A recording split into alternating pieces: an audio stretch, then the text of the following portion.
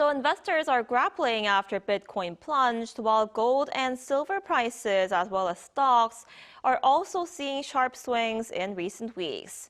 For more on this, we're joined today by Professor Shin Se-don, professor at the Division of Business Economics at Sookmyung Women's University. Professor Shin, thanks for joining us this morning. Good morning, my pleasure. So Bitcoin has been sliding, and it has hit its lowest level since October 2024. Some analysts are even warning of a sharper downturn ahead. Where do you see this heading from here? Well, I'm not sure because, Bitcoin, in general, cryptocurrencies in general, are such an elusive kind of asset that is very, difficult to predict its future movements. But we have to notice that the fall in Bitcoin price has started last October 2025, and for the last 4 months, the price of Bitcoin has dropped more than, I think, almost 50%. So we have to ask why the Bitcoin price has been fallen 50% in 4-month period. I think one reason is that big institutional investors like banks, mutual funds, and investment banks, they are kind of throwing away their holdings of Bitcoin. And the possible explanation is that interest rate in the future usually expected to fall at least 3 times or 4 times during the course of a year, but they changed expectation because of sticky inflation. So first reason I think is that the expectation about the interest rate fall in the future has been diminished very, very much for the last, I think, 2 quarters.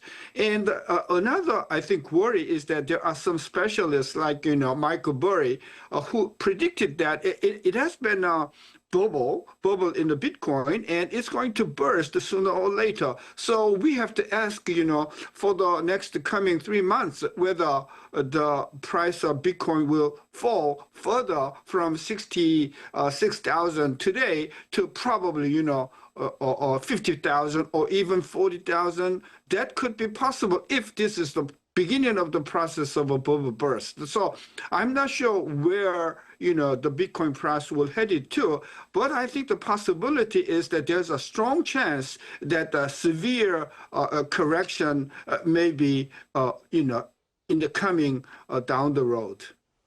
I see, and it's not just Bitcoin. What was traditionally seen as safe havens like gold and silver have also been on a roller coaster recently. What factors are driving this, and can we still think of these assets as safe havens?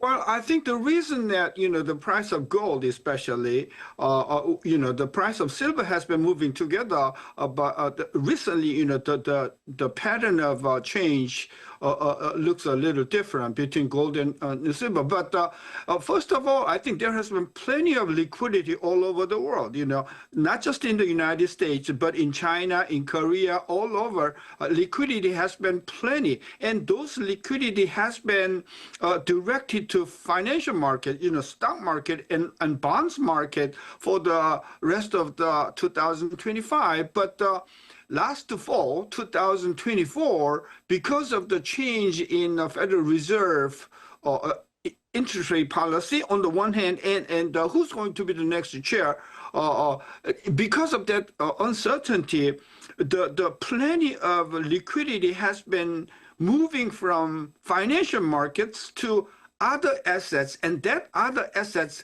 has been the gold. So I think the prime reason for the surge in the gold price has been the major shift of the funds from the financial market to gold market. And one of the reasons I think is the sticky inflation, making people to expect it is very difficult for the Federal Reserve to lower the interest rate. And another possible, I think, reason is that there has been some talks about the Trump administration prefers lower value in dollar.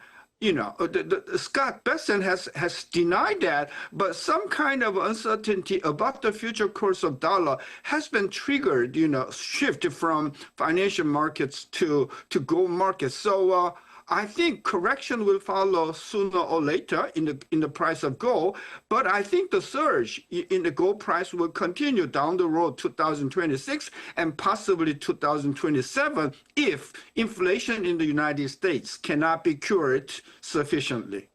I see. And with those uncertainties, like you just mentioned, stock markets have been on a roller coaster as well. South Korea's market had its worst day in months on Monday, only to surge the very next day. What's triggering this volatility, especially in semiconductor stocks like Samsung and SK Hynix, and what should investors be watching in the short term?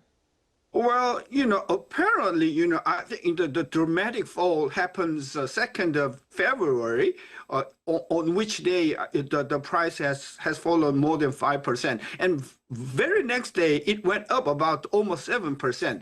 But 2 days later, to the surge in 3rd of February, it dropped another 7%. So we cannot deny that Kospi has been seeing the surprising volatility during this week.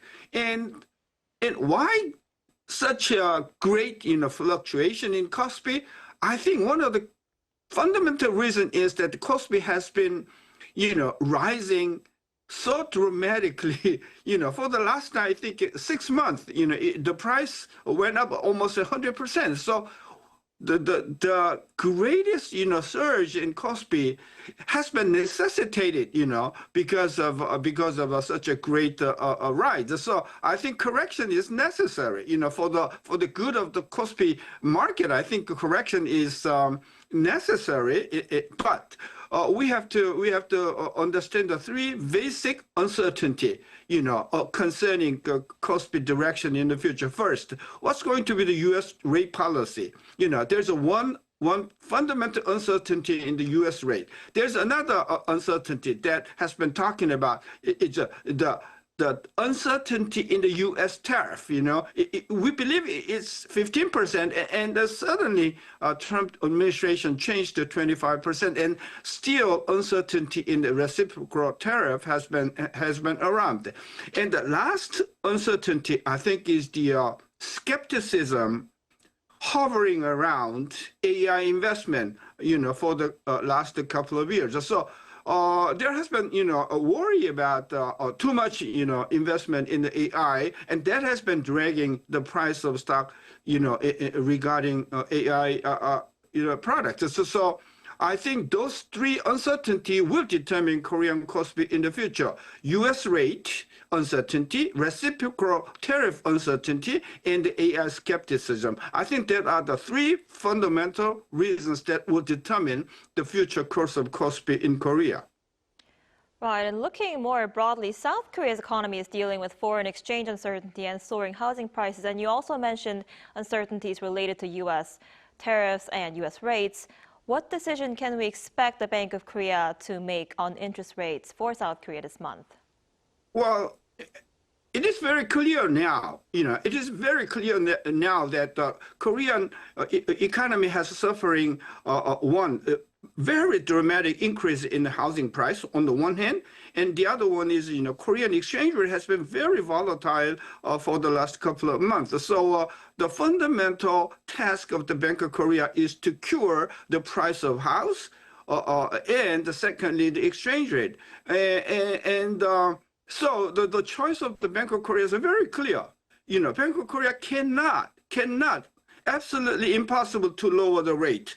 And second question is whether the Bank of Korea has to raise the rate.